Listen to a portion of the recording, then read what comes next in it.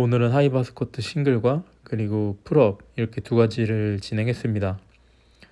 제가 하고 있는 프로그램이 현재 하이바 스쿼트에 집중을 하고 있고, 다른 건 하이바 스쿼트를 보조하는 느낌과 어느 정도 맞춰가면서 올릴 수 있으면 올라가고, 약간 이런 식으로 훈련을 진행하고 있는데, 오늘 하이바 스쿼트를 220까지 해봤습니다.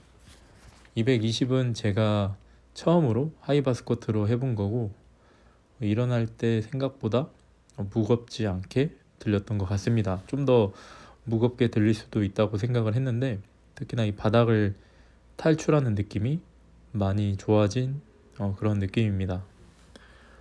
현재 200kg를 들었을 때 평소보다 올라오는 속도가 좀 더 빠르다고 느꼈고, 그래서 과감하게 바로 220을 시도했는데 다행히 잘 들렸던 것 같습니다. 제가 하이바 스쿼트를 이렇게 지난주에도 PR을 하고 이번 주에도 PR을 한 큰 이유는, 제가 보기에는 저는 어느 정도 이 정도를 들 수 있는 힘은 갖고 있었다고 생각이 들고, 이런 컨디션을 맞추거나 이런 것들이 잘 맞아가지고 오늘 PR을 들 수 있었던 것 같습니다. 제가 이렇게 훈련을 진행하면서 항상 느끼던 것, 프로그램을 구성하는데 항상 느끼던 것 중에 하나가 결국에는 한스 셀리의 일반적 적응 증후군, 가스 이론이라고 하는 그런 걸 바탕으로 훈련을 구성하면은 결국에는 좋아질 수밖에 없는 것 같습니다. 자극을 하고 회복을 한 다음에 또 자극을 하고 이런 주기를 잘 맞춰서 훈련을 진행하면은 좋아질 수밖에 없는 것 같습니다. 근데 이 부분은 거의 모든 분들이 잘 알고 계실 겁니다.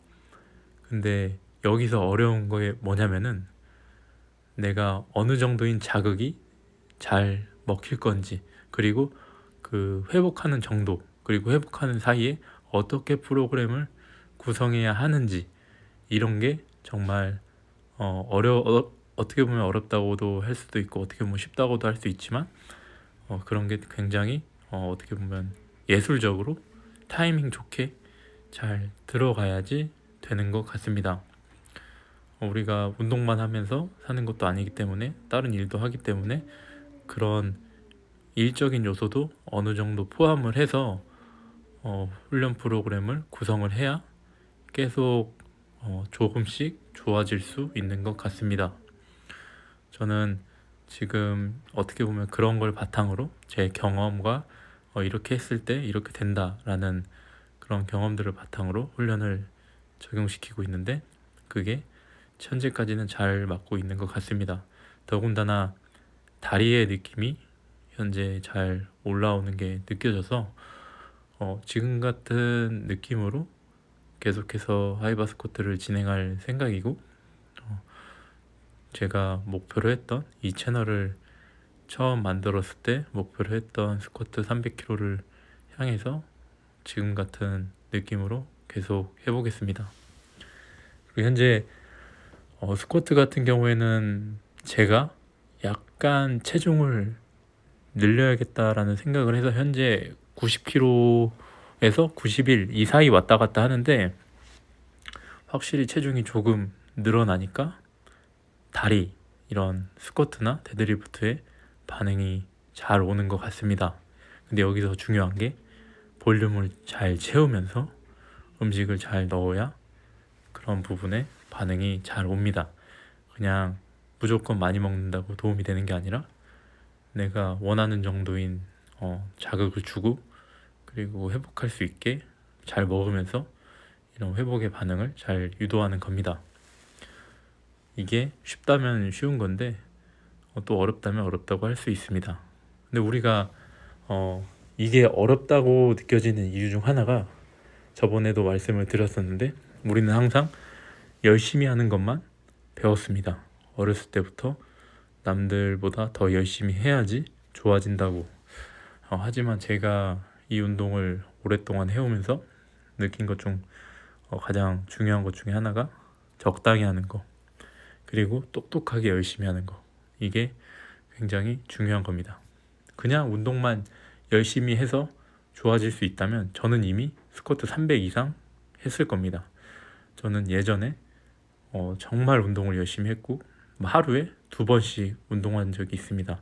다음날 일정 때문에 오늘 운동을 못한다 하면은 일부러 낮에 한 번 하고 밤에 가서 또 그 다음날 운동을 또 하고 이런 식까지 하면서 몸을 밀어붙였었는데, 그렇게 한 것과 그렇게 안 하고 그냥 여유롭게 하는 것, 두 가지를 비교해 봤을 때는 결과적으로는 여유롭게 하는 게 훨씬 더 많은 성장을 이루게 됩니다. 특히나 이런 부분은 상급자로 갈수록 많이 적용되는 말입니다.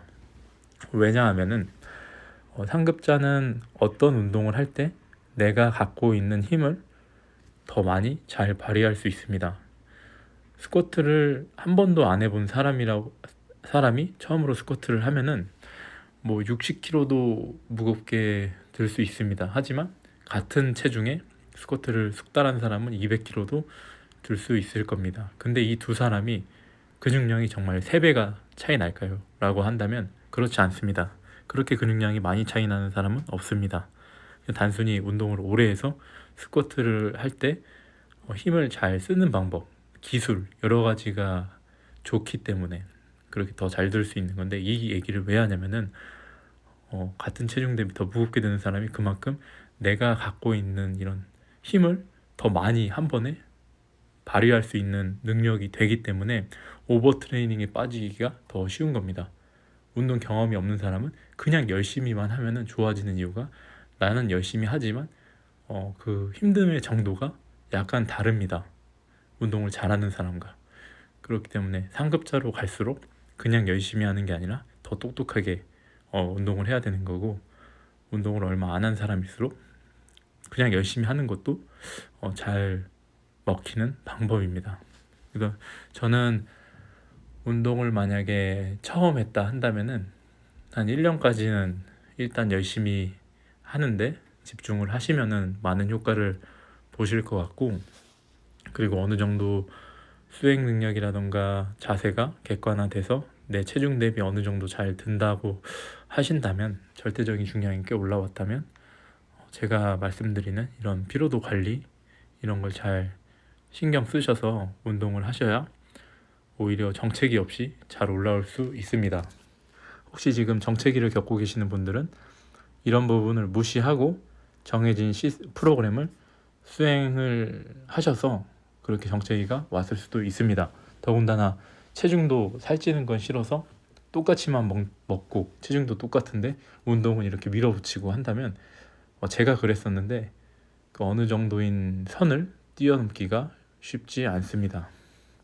오늘 이렇게 턱걸이로 운동을 마무리했는데, 낮에 이 자연광이 확실히 몸이 좋아 보이게 나오는 것 같습니다. 실제로 보면은 훨씬 더 안 좋아 보이는데 영상으로 봤을 때는 운이 좋게 좋아 보이는 것 같습니다. 오늘 이렇게 운동을 마무리했고 아마 내일 더 컨디션이 좋아질 것 같습니다. 오늘 영상 여기까지 하겠습니다.